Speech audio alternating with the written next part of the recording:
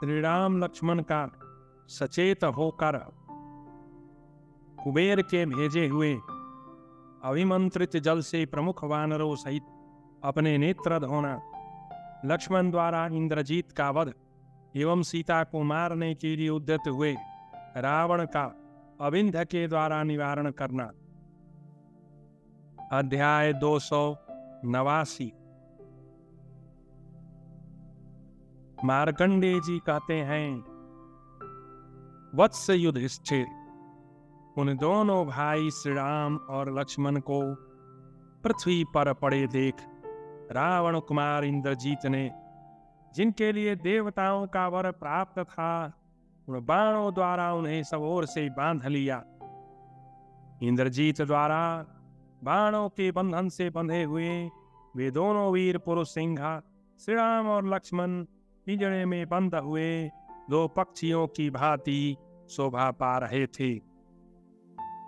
उन दोनों को सैकड़ों वानों से व्याप्त एवं पृथ्वी पर पड़े देख वानरों सहित सुग्रीव उन्हें सब ओर से घेर कर खड़े हो गए।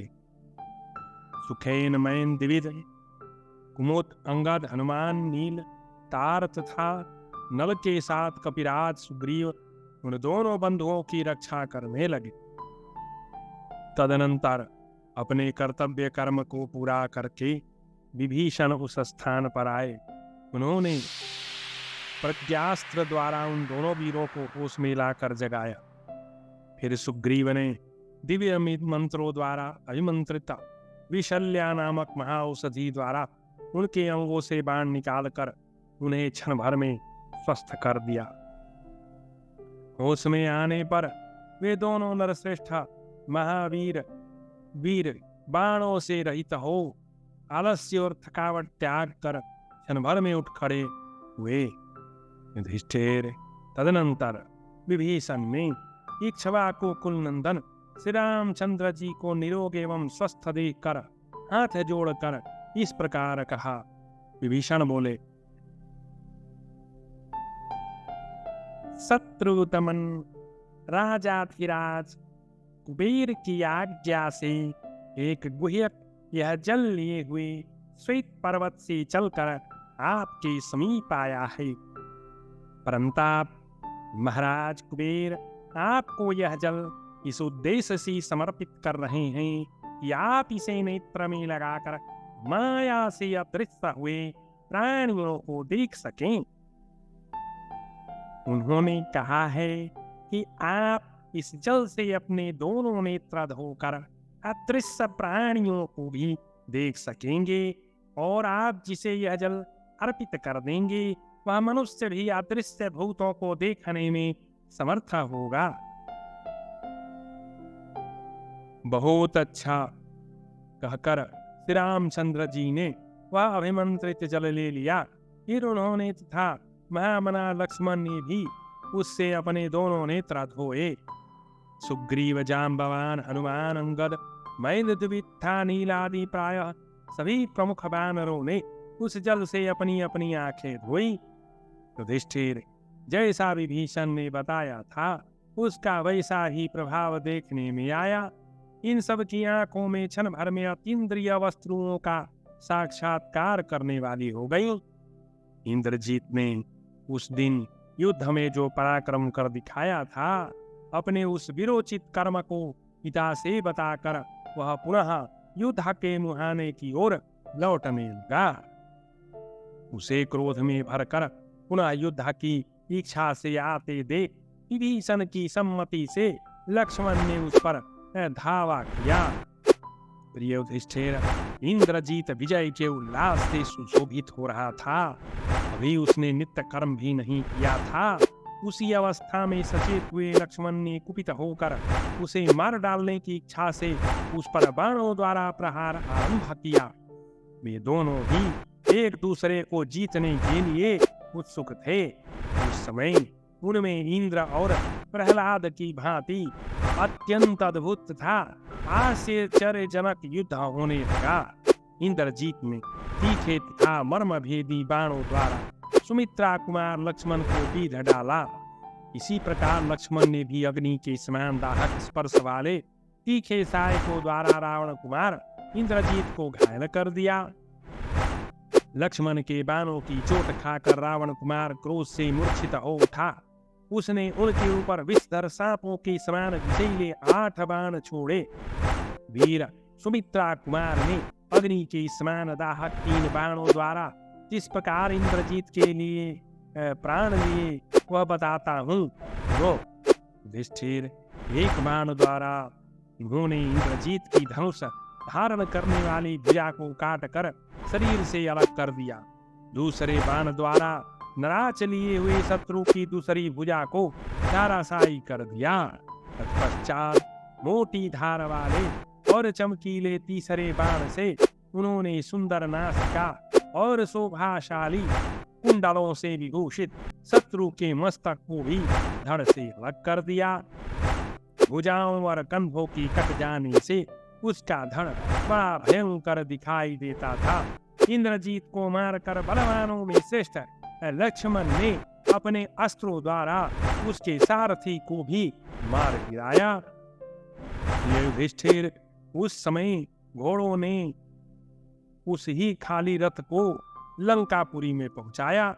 रावण ने देखा मेरे पुत्र का रथ उसके बिना लौट आया है, तब पुत्र को मारा गया जान भय के मारे रावण का मन उद्भ्रांत हो उठा। वह शोक मोह से आतुर होकर विदेह नंदनी सीता को मारने के लिए उद्यत हो गया। दुष्टात्मा दशानन हाथ में तलवार लेकर अशोक वाटिका में श्री रामचंद्र जी के दर्शन की लालसा से बैठी हुई सीता जी के पास बड़े वेग से दौड़ा गया। दूषित बुद्धि वाले उस निशाचर के इस पापपूर्ण निश्चय को जानकर मंत्री अविंध्य ने समझा बुझाकर उसका क्रोध शांत किया। किस युक्ति से उसने रावण को शांत किया यह बताता हूँ, सुनो। राक्षस राज, आप लंका के समुज्ज्वल सम्राट पद पर विराजमान होकर एक अबला को न मारे। यह स्त्री होकर आपके वश में पड़ी है, आपके घर में कैद है। ऐसी दशा में यह तो मेरी मरी हुई ही है। इसके शरीर के टुकड़े टुकड़े कर देने से ही इसका वध नहीं होगा, ऐसा मेरा विचार है। इसके पति को ही मार डालिए। उसके मारे जाने पर यह स्वतः मर जाएगी। साक्षात इंद्र भी पराक्रम में इसकी समानता नहीं कर सकते। आपने अनेक बार युद्ध में इंद्र सहित सपूर्ण देवताओं को भयभीत किया है। इस तरह अनेक प्रकार के वचनों द्वारा अविंध्य ने रावण का क्रोध शांत किया और रावण ने भी उसकी बात मानी। राम और रावण का युद्ध तथा रावण का वध।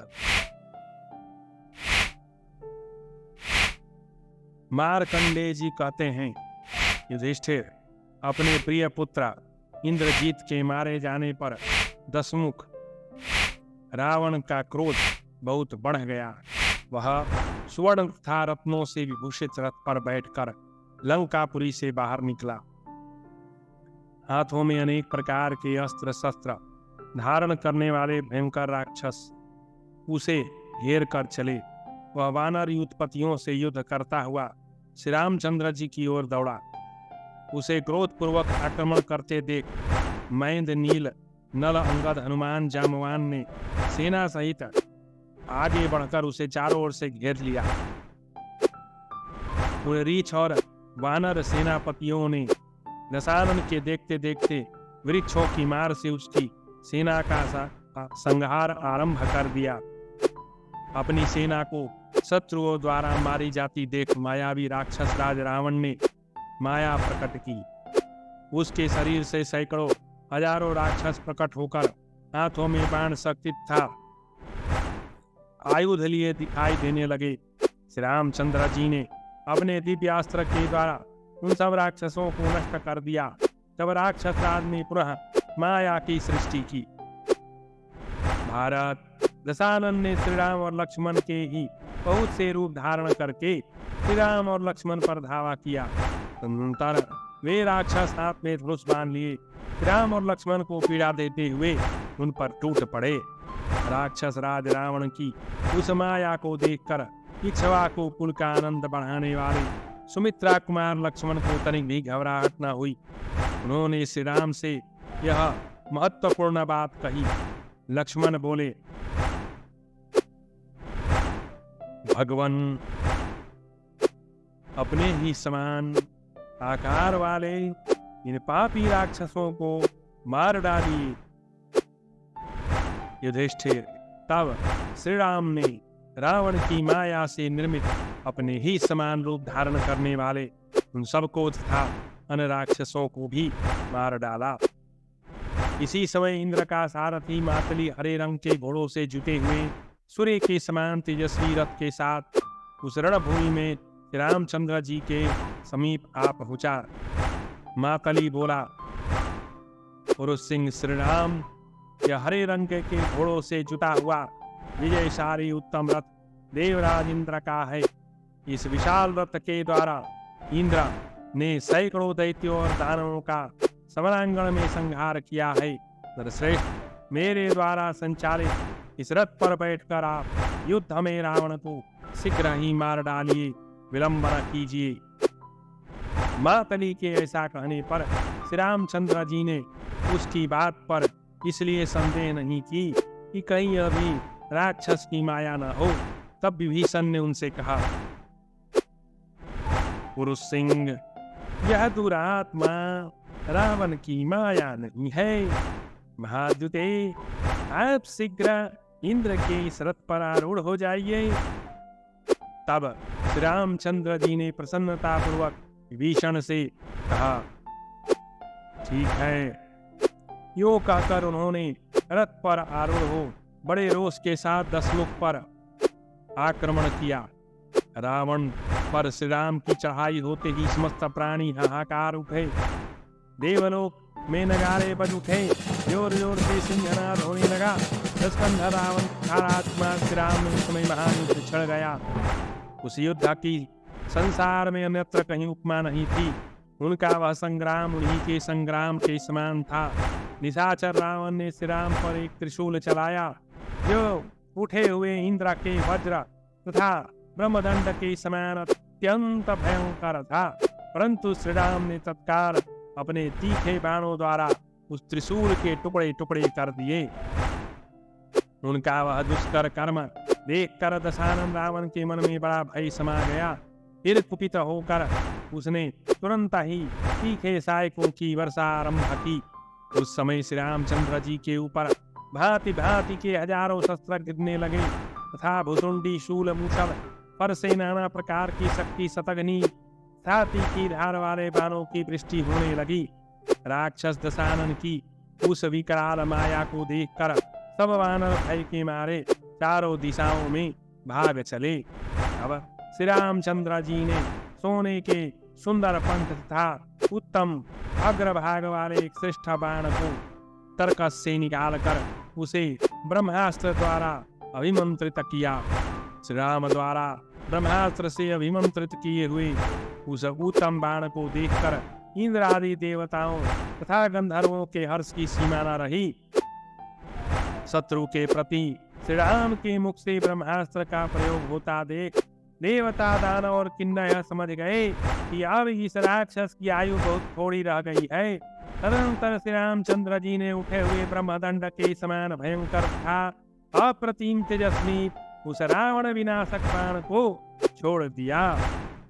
युधिष्ठिर, श्री राम द्वारा धनुष को दूर तक खींचकर छोड़े हुए उस बाण के लगते ही राक्षस राज रावण रथ, घोड़े और सारथी सहित इस प्रकार जलने लगा मानो भयंकर लपटों वाले आग के लपेट में आ गया हो। इस प्रकार अनायास ही महान कर्म करने वाले श्री रामचंद्र जी के हाथों से रावण को मारा गया देख देवता, गंधर्व, ग्रहाचारण बहुत प्रसन्न हुए। तदनंतर पांचों भूतों ने उस महान भाग्यशाली रावण को त्याग दिया। ब्रह्मास्त्र के तेज से दग्ध होकर वह संपूर्ण लोकों से भ्रष्ट हो गया। उसके शरीर के धातु, मांस तथा रक्त भी ब्रह्मास्त्र से दग्ध होकर नष्ट हो गए। उसकी राख तक नहीं दिखाई दी। इस प्रकार श्री महाभारत वन पर्व के अंतर्गत रामोपाख्यान पर्व में रावण वध विषयक 290वां अध्याय पूरा हुआ।